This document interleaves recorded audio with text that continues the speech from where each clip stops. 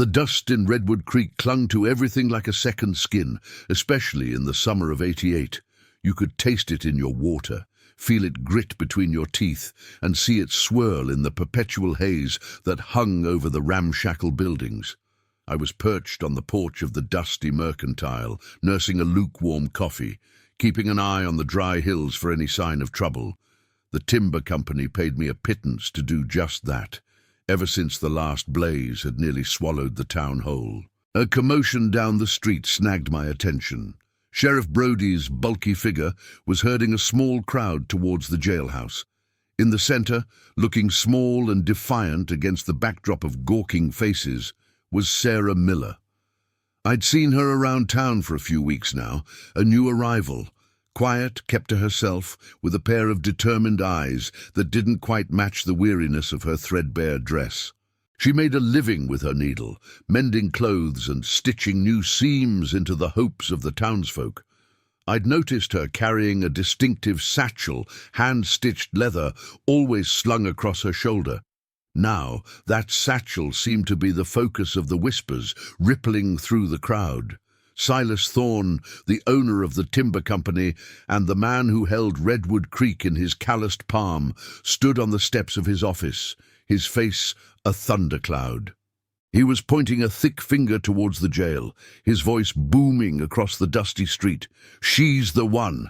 I tell you, Brody, she's the thief. That money was for my men, and she's the only outsider who's been sniffing around my office." The story, pieced together from the murmurs around me, was that the payroll, a significant sum, had vanished from Thorne's supposedly secure office.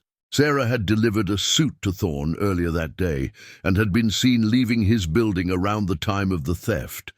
Circumstantial, flimsy even, but in a town where Thorne's word carried the weight of law, it was enough to condemn a newcomer. Sheriff Brody, sweating under the pressure, locked Sarah in the small jail cell. I watched as her shoulders slumped, the defiance momentarily flickering out. Something about the situation felt wrong. Thorne was a man who made enemies easily, and his security was notoriously lax, despite his boasts. To think Sarah, a lone woman trying to make an honest living, would be bold enough, or foolish enough, to rob him seemed improbable. That evening, the heat didn't break. The air hung heavy and still, thick with the scent of pine and the undercurrent of fear that had settled over the town. I couldn't shake the image of Sarah's face in that crowd.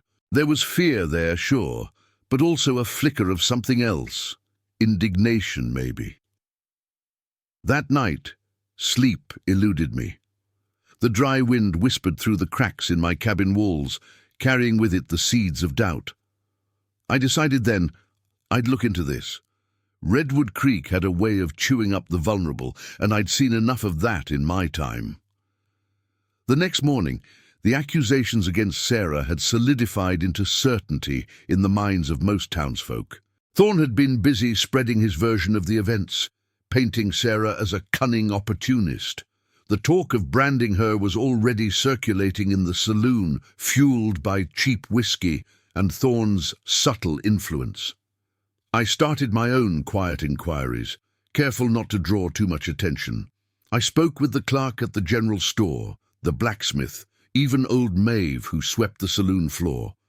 Anyone who might have seen or heard something out of the ordinary. Most echoed Thorne's pronouncements, fear evident in their eyes, but a few offered hesitant details that didn't quite fit the narrative. The general store clerk recalled seeing a couple of rough-looking strangers loitering near Thorne's office the day before. Maeve mentioned hearing raised voices coming from the alley behind the timber company late that afternoon, voices that didn't sound like Thorne's. These were just fragments, whispers in the dust, but they were enough to keep my suspicion alive. I also paid a visit to the jail, offering Sheriff Brody a cup of coffee. He was a man worn down by the job, more concerned with keeping the peace than digging for truth, especially when that truth might upset the town's most powerful man. He dismissed my concerns, insisting the evidence against Sarah, however flimsy, was sufficient. He mentioned finding no signs of forced entry at Thorne's office, further solidifying his belief that it was an inside job and Sarah was the most likely culprit due to her recent presence there. Later that day, I found myself near Sarah's small rented room above the bakery. I noticed a broken floorboard near her window, something easily missed. It suggested someone might have tried to enter her room. Coincidence? Maybe.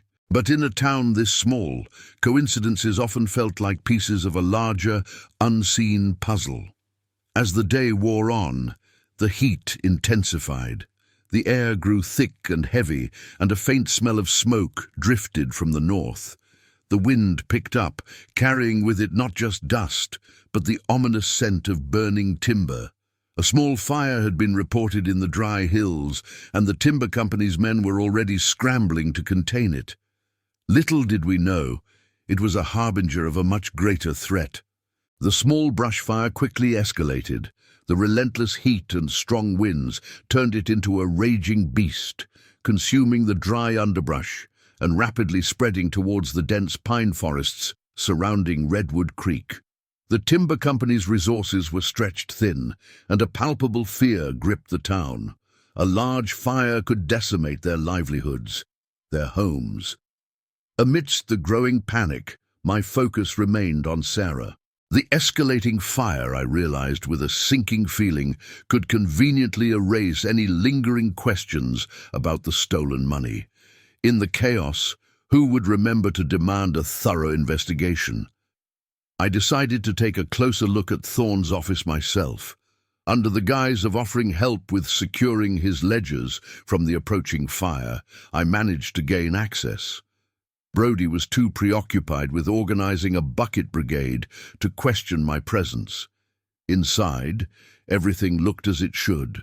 The strongbox was gone, of course, but as I examined the window, I noticed faint scratches on the inside of the latch.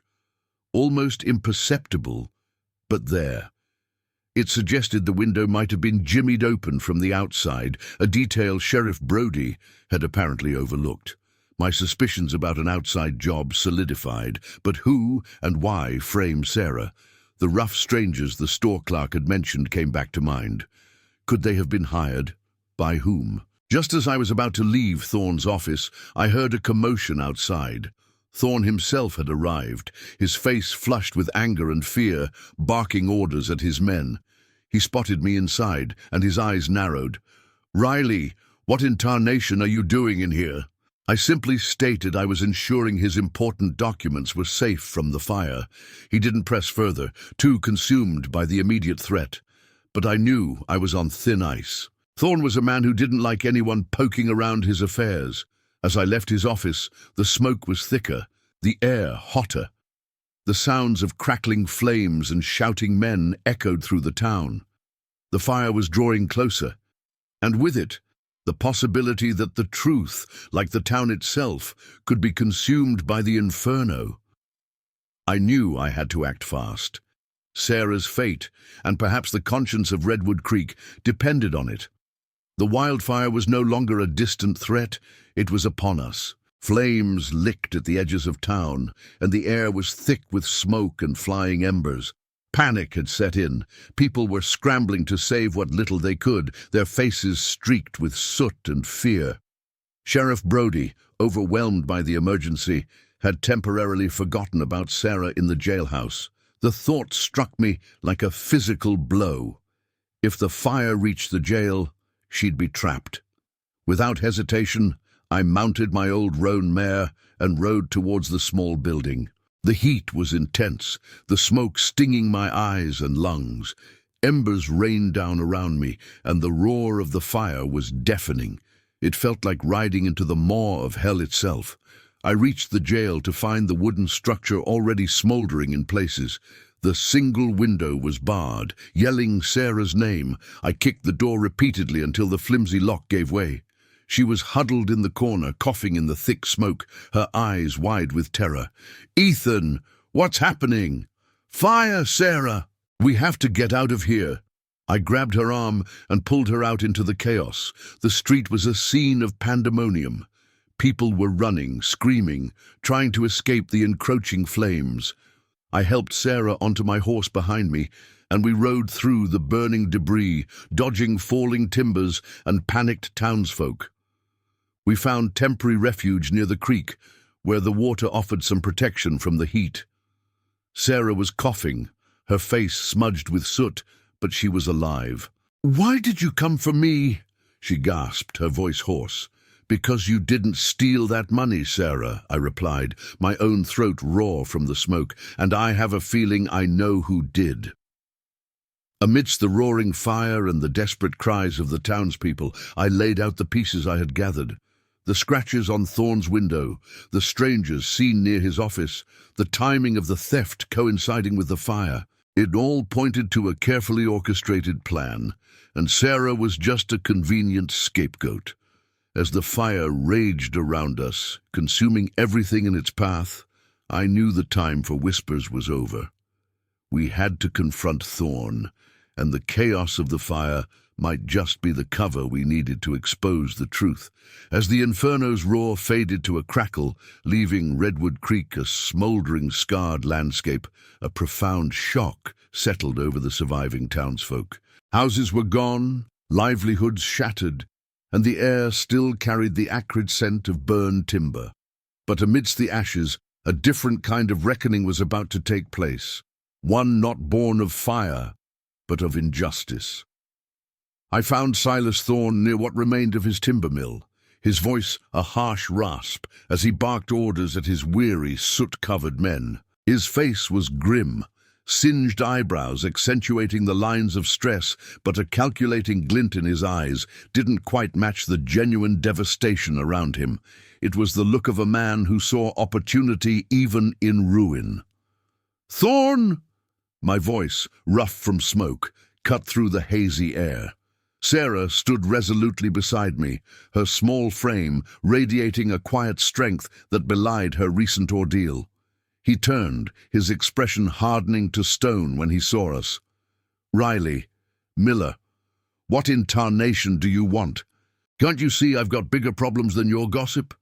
"We know you weren't robbed, Thorne," I stated plainly, my gaze unwavering. "The window in your office was jimmied from the outside, not broken from within. Sarah was framed." Thorne scoffed, a sneer twisting his lips. "Preposterous! She was the only one with motive and opportunity, sneaking around my office right before the money vanished." "Opportunity you created, Mr. Thorne?" Sarah interjected, her voice surprisingly steady, carrying a quiet conviction that made his men pause their efforts and listen. "You needed a distraction, a scapegoat to point fingers at while you handled your own affairs. And the fire, that just made things more convenient, didn't it?" I then laid out the pieces I had meticulously gathered, each one a stark counterpoint to Thorne's carefully constructed lie. "The rough strangers seen near your office weren't just passing through. They were likely hired hands, Mr. Thorne, paid to stage the break-in while you moved the money yourself, perhaps to avoid paying your workers, or for a more nefarious scheme to claim insurance money on a stolen payroll and then on a destroyed mill." Thorne's composure finally cracked. He blustered, denied everything with a furious shake of his head, but the guilt in his eyes was unmistakable, a flicker of panic that betrayed his carefully cultivated facade. Several of his own men, exhausted and resentful, witnessing the confrontation and perhaps already suspicious of their employer's recent behavior, began to murmur amongst themselves. The whispers grew louder, fueled by their own frustrations and the growing realization that they might have been pawns in his scheme. The turning point came when Jedediah, one of Thorne's grizzled foremen, stepped forward, his face etched with a weary resolve. "I saw Thorne talking to a couple of shifty-looking fellas a few days back, down by the creek. They weren't from around here, and Thorne called them insurance adjusters. But they didn't look like any adjusters I ever seen." That was all it took. The pieces clicked into place for the townsfolk who had gathered, their faces grim with understanding. The branding iron that had been intended for Sarah, the symbol of their hasty judgment, remained cold and forgotten. Sheriff Brody, his face pale and drawn, finally seeing the damning truth laid bare, reluctantly but firmly placed Silas Thorne under arrest. There were no cheers, only a heavy collective sigh of a town breathing a difficult truth. In the arduous aftermath, Redwood Creek began the painstaking task of rebuilding. Sarah was publicly exonerated. The stolen, or rather cunningly hidden, payroll eventually recovered from Thorne's personal safe, bringing a small measure of relief to the destitute workers. A deep sense of shame, heavy as the dust, washed over some of the townsfolk for their hasty judgment and the fear that had blinded them. As for me, I decided to stay in Redwood Creek for a while longer. The dust still clung to everything, and the scent of smoke lingered in the air like a phantom limb, a constant reminder of what had been lost. But there was a different feeling now, a fragile sense of justice served, a hard-won peace. Sarah and I, bound by the shared experience of riding through fire and accusation, found a quiet understanding, an unspoken respect. The West was still a harsh and unforgiving land, but sometimes, even amidst the dust and the flames, a flicker of hope, and maybe even something more, could take root.